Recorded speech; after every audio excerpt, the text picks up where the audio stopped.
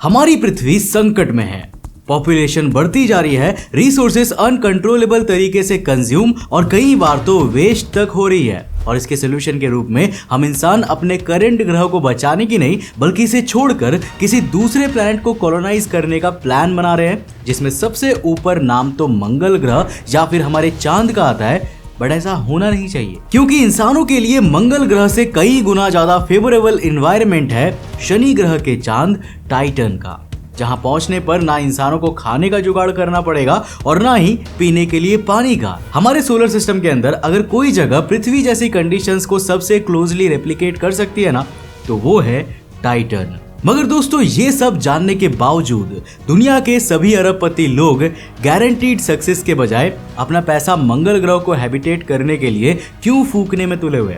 आखिर क्यों टाइटन अर्थ 2.0 बनने का बेस्ट ऑप्शन है और ऐसा क्यों नहीं किया जा रहा है? वेल, आज के इस वीडियो में हम इसी के ऊपर बात करने वाले हैं। तो हेलो गाइस, मैं हूं कौशिक और चलिए शुरू करते हैं एक और नए एपिसोड को। देखो दोस्तों, करंट डेटा के हिसाब से हमारे सोलर सिस्टम में 8 से ज्यादा प्लैनेट्स और 293 से ज्यादा कंफर्म्ड मून्स एग्जिस्ट करती है, जिनमें से हर एक की अपनी कमियां हैं।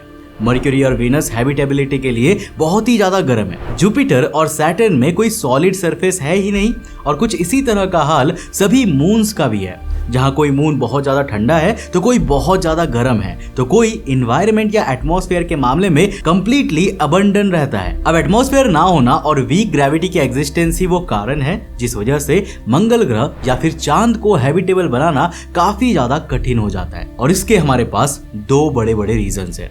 देखो, पहला तो यह है कि मंगल ग्रह का एटमॉस्फेयर धरती से करीब 100 गुना पतला है, जिस वजह से वहां पे आर्टिफिशियली गैसेस को पंप करके एनवायरनमेंट को ह्यूमन फ्रेंडली बनाया नहीं जा सकता, क्योंकि सारी की सारी हवा थिन और वीक एटमॉस्फेयर की वजह से ना आउटर स्पेस में लीक कर जाएगी। इसका बहुत बड़ा कारण मंगल ग्रह की वीक ग्रेविटी भी है। नाउ एज पर दी प्लैनेटरी सोसाइटी, मार्स की ग्रेविटी ना अर्थ के कंपैरेटिवली सिर्फ 38% है, इन अदर वर्ड्स 0.38 बार्स। और ये एक नंबर इस चीज का सीधा सीधा सबूत है कि हम चाह कर भी मार्स को अपने मैक्सिमम लिमिट तक ही क्यों ना टेराफॉर्म कर दे, वो तब भी पृथ्वी के हिसाब से काफी ज्यादा ठंडा ही रहेगा और वहां की हवा तब भी उतनी ही पतली रहेगी जितनी की हिमालय की पहाड़ियों की चोटी में माउंटेनियर्स महसूस करते हैं। नाउ दिस जनरली मीन्स कि जिस तरह हिमालय की चोटियों में पर्वतारोहियों को ऑक्सीजन सप्लाई रखनी पड़ती है ना, उसी तरह मार्स को टेराफॉर्म करने के बावजूद हमें इस तरह की कंडीशंस को हमेशा फेस करना पड़ेगा। हालांकि एटमॉस्फेयर भी एक सेकेंडरी प्रॉब्लम है, क्योंकि इससे बड़ी समस्या है हमारा सूरज।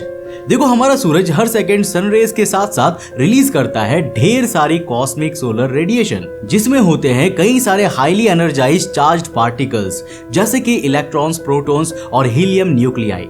पर ये पार्टिकल्स अकेले नहीं होते, इनके साथ होती है ढेर सारी इलेक्ट्रोमैग्नेटिक रेडिएशन, जो इतनी खतरनाक होती है कि अगर इंसान इसके डायरेक्ट एक्सपोजर में महज कुछ देर के लिए भी आ जाए ना, तो हमारी आंखें खराब हो सकती है, स्किन और इम्यून सिस्टम तक को परमानेंट डैमेज पहुंच सकता है। और अगर ये एक्सपोजर और लंबे समय तक रहे तो विक्टिम को एक्सट्रीम स्टेज पर स्किन कैंसर भी हो सकता है। नाउ सूरज से आने वाली इसी खतरनाक रेडिएशन और यूवी रेज से हमें बचाती है पृथ्वी की मैग्नेटिक फील्ड और यहाँ का एटमॉस्फेयर, जहाँ पर धरती की मैग्नेटिक फील्ड सूरज से आने वाले चार्ज पार्टिकल्स को अपने अंदर कैद करके रिपेल कर देता है, यानी अंदर आने के बजाय उन्हें बाहर फेंक देता है। वहीं दूसरी तरफ सूर्य से आने वाली अल्ट्रावायलेट रेज अर्थ के अपर एटमॉस्फेयर में मौजूद नाइट्रोजन, ऑक्सीजन और ओजोन मॉलिक्यूल्स में एब्जॉर्ब होकर एक शील्ड क्रिएट कर देती है, जिससे कि ये हार्मफुल रेज अर्थ की सरफेस तक पहुंच ही नहीं पाती। और कुछ इस तरह ये दोनों लेयर्स ह्यूमंस को प्रोटेक्ट करके रखती है। इन शॉर्ट,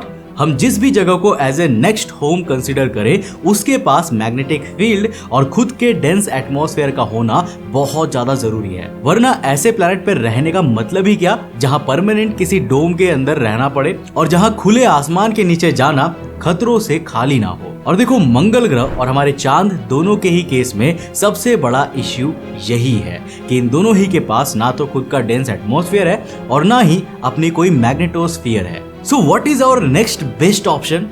और इसी सवाल के जवाब में एंट्री होती है टाइटन की। टाइटन हमारे चांद या मंगल ग्रह की ऑलमोस्ट सारी बड़ी कमियों को ओवरकम करता है और एक बेटर टू लिव एनवायरनमेंट देता है, और इसे हम टाइटन के 4 फैक्टर्स देख के समझ सकते हैं। सबसे पहला है एटमॉस्फेरिक प्रेशर। देखो, सोलर सिस्टम में इतने सारे मून्स है, मगर टाइटन इकलौता ऐसा मून है ना जिसके पास एक डेंस एटमॉस्फेयर मौजूद है, और इस एटमॉस्फेयर के बावजूद उसका एटमॉस्फेरिक प्रेशर सस्टेनेबिलिटी के लिए बिल्कुल ठीक है। अब देखो, अलग अलग हाइट्स पर भले ही टाइटन का एटमॉस्फेरिक प्रेशर वेरी करता हो, लेकिन अगर हम टाइटन की सरफेस की बात करें ना, तो वहां का एयर प्रेशर धरती से केवल 1.5 गुना ही ज्यादा है, जो ऐसा है कि अगर आप ऐसे एनवायरनमेंट में मैच कुछ हफ्ते रह ले तो आपकी बॉडी इस प्रेशर के साथ अडेप्ट कर सकती है। ये एयर प्रेशर कितना ज्यादा इंपॉर्टेंट होता है, इसका अंदाजा आप इसी बात से लगा लीजिए कि एस्ट्रोनॉट्स के स्पेस सूट पहनने का बहुत बड़ा रीजन आसपास के एनवायरनमेंट के एयर प्रेशर से बचना होता है।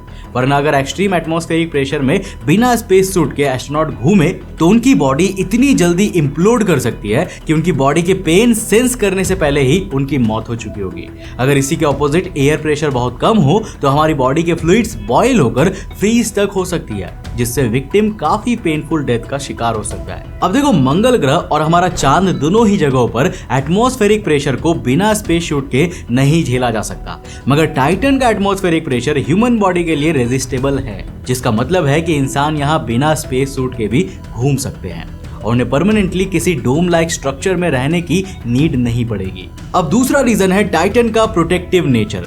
देखो, टाइटन में रहने पर हमें सन की कॉस्मिक रेडिएशन से बिल्कुल भी डरने की जरूरत नहीं होगी, और इसके हमारे पास 3 रीजंस हैं। पहला तो ये कि टाइटन हमारे सूरज से काफी ज्यादा दूरी पर है, करीब 9.5 एस्ट्रोनॉमिकल यूनिट दूर है, जिस वजह से यहाँ पे सूर्य की रोशनी धरती से 100 गुना कम पहुंचती है, और 100 गुना कम सनरेज का मतलब है कि अप्रोक्सीमेटली उतनी ही कम कॉस्मिक रेडिएशन का पहुंचना भी, जो इस टाइटन के एटमॉस्फेयर को कंपैरेटिवली कम लीथल बना देती है। दूसरा है टाइटन का डेंस एटमॉस्फेयर। टाइटन का एटमॉस्फेयर डेंसिटी के मामले में पृथ्वी से भी घना है, जिस वजह से जो रेडिएशन अगर इसके एटमॉस्फेयर तक पहुंचती भी है ना, वो जल्दी से टाइटन की सरफेस तक नहीं आ पाती। एंड लास्टली इसकी मैग्नेटोस्फीयर। अब देखो, टाइटन की खुद की मैग्नेटोस्फीयर तो नहीं है, मगर वो 95% ऑफ द टाइम सैटर्न के मैग्नेटोस्फीयर के अंदर ही बिताता है, जिस कारण से उस तक आने वाली सारी कॉस्मिक रेडिएशन सैटर्न की अल्ट्रा पावरफुल मैग्नेटोस्फीयर ही रिपेल कर देती है। अब किसी प्लैनेट की ग्रेविटी उस पे रहने के डिसीजन को बहुत ज्यादा इफेक्ट करती है। सोचिए, ऐसे प्लैनेट पे रहने का फायदा ही क्या जहां आप अपने कदम भी ना उठा पाए, और इस मामले में टाइटन की ग्रेविटी बहुत सही है, अर्थ के कंपैरेटिवली केवल 14%, जिस कारण यहाँ के सरफेस पर ट्रैवल कर पाना अर्थ के कंपैरेटिवली और ज्यादा एफिशिएंट होगा। एंड लास्टली यहाँ पे ढेर सारे एनर्जी सोर्सेस मौजूद है। देखो, टाइटन की सरफेस तक इतनी सनलाइट भले ही ना आती हो कि वहाँ सोलर पैनल्स काम कर सके, मगर सन रेज के अलावा यहाँ एनर्जी के बहुत से रिसोर्सेस ढेर सारी मात्रा में मौजूद है, जैसे कि लिक्विड मीथेन, ईथेन और हाइड्रोकार्बन्स। अब अगर आप नहीं जानते तो मैं आपको बता दूं कि पृथ्वी पे मौजूद मेजरली नेचुरल गैसेस मीथेन से ही बनी है, और अगर हम इसे इग्नोर कर दे तो भी यहाँ भारी मात्रा में मौजूद हाइड्रोकार्बन्स की प्रेजेंस किसी से भी नहीं छिपी है। ये हाइड्रोकार्बन्स ही है जो बहुत से फॉसिल फ्यूल्स और ऑयल्स के लिए बिल्डिंग ब्लॉक्स की तरह एक्ट करती है, जिनके बारे में हमने आपको अपने इस वाले वीडियो में डिटेल में बताया था। जिसका मतलब यह है कि यहाँ पे रहने के लिए हमको केवल यहाँ के रिसोर्सेस को सिंथेसाइज करके एनर्जी प्रोड्यूस करना सीखना होगा, एंड दैट्स इट। यहाँ रहते हुए हमें कभी एनर्जी के बारे में सोचना भी नहीं पड़ेगा। तो दोस्तों, अभी तक हमने आपको जो कुछ भी बताया उस हिसाब से आपको टाइटन परियों का शहर लग रहा होगा, जहां बस जाके बसना ही बचा है। मगर इन अच्छाइयों के अलावा इसकी कुछ डार्क साइड्स भी है, जिनमें से सबसे पहले आता है यहाँ का कोल्ड टेम्परेचर। टाइटन का टेम्परेचर करीब -180 डिग्री सेल्सियस है, जिस वजह से यहाँ की सरफेस पूरी तरह आइस की बनी हुई है, और इस आइस के नीचे लिक्विड वाटर मौजूद है। एटलीस्ट अभी के डेटा के हिसाब से तो है। टाइटन का 95% एटमॉस्फेयर नाइट्रोजन से बना हुआ है, जो बहुत क्रूशियल है यहाँ पे फूड और प्लांट ग्रोथ के लिए। मगर चैलेंज होगा यहाँ के 5% मीथेन में ऑक्सीजन के कॉम्पोजिशन को बढ़ाना। अब ये पार्ट इतना हार्ड नहीं है, क्योंकि इसके लिए साइंटिस्ट अंडरग्राउंड वाटर को एक्सट्रैक्ट करके भी ऑक्सीजन सिंथेसाइज कर सकते हैं। After all, water is nothing but dihydrogen monoxide. लेकिन इसकी प्लैनेट का कोल्ड टेम्परेचर ही वो कारण है कि हम अपनी हैबिटेबिलिटी को लेकर काफी लिमिटेड है। देखो, हमें टेराफॉर्मेशन की ओर कदम बढ़ाने के लिए सबसे पहले एक ऐसा सस्टेनेबल रास्ता ढूंढना होगा जिसका इस्तेमाल करके इसके प्लैनेट का टेम्परेचर बढ़ाकर उसे रहने लायक बनाया जा सके। इसके बाद हमें टाइटन की सरफेस तक कई सारे अनमैन्ड मिशंस भेजने होंगे ताकि हम उस मून को और करीब से जान सके, उस जगह की रग रग से वाकिफ हो सके। और इतना सब जानने के बाद हमें पहले वहां अनमैन्ड रोबोट्स भेजकर वहां के टेम्परेचर को बढ़ाने के साथ साथ वहां का गैसियस कॉम्पोजिशन इंप्रूव करना होगा। और अगर हम ये दोनों काम करने में सफल हो गए ना, तो हमारे लिए एक रेडी टू शिफ्ट हैबिटेट तैयार हो जाएगा, जहां घूमने के लिए ना तो हमें किसी स्पेस सूट की जरूरत पड़ेगी और ना ही किसी डोम लाइक स्ट्रक्चर की। हावेवर, ये गोल एक चीज बहुत ज्यादा कंज्यूम करेगा और वो चीज है पैसा।